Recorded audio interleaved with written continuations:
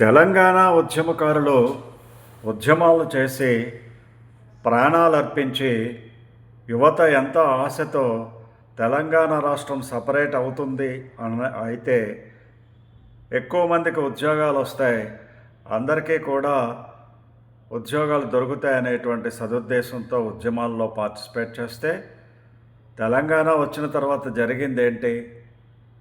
కేవలము ఒక కుటుంబం చేతిలోకి పాలన వెళ్ళింది.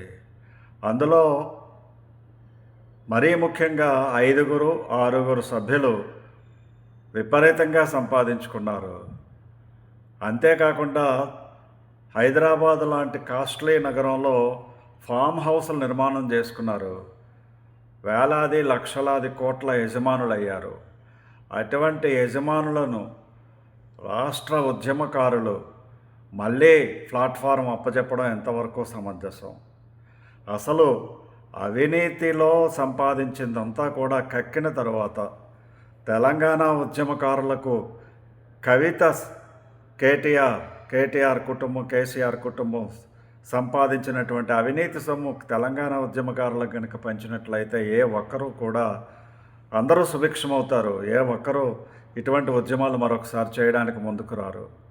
కాబట్టి ముందుగా ఉద్యమకారులు చేయాల్సినటువంటిది ఏంటంటే ఇటువంటి వాళ్ళను దూరం పెట్టండి.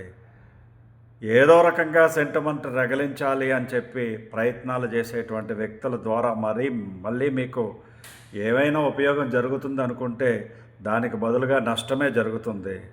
అందరినీ కలుపుకుపోవడానికి ప్రయత్నం చేయండి. ఎవరి మీద ముద్ర వేయడం కోసం తెలంగాణ ఉద్యమాన్ని ముందుకు నడిపించి వాళ్ళకేదో మేలు చేయాలని చూడాలనుకోవడం ఎంతవరకు సమంజసం అవుతుంది?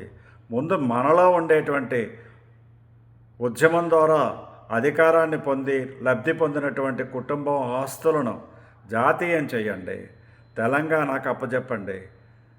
మరొకసారి ఇటువంటి లోపం జరగకుండా, ఇటువంటి వారికి అవకాశం రాకుండా జాగ్రత్త పడండి.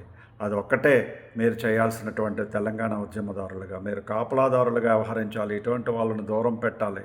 ఇటువంటి వాళ్ళు ఎవరికీ కూడా మరొకసారి అధికారాన్ని కట్టబెట్టే ప్రయత్నం కానీ, అధికారం పొందేటువంటి అవకాశం కానీ మీరు ఇవ్వకుండా కాపాడాలి. జై హింద్, జై భారత్.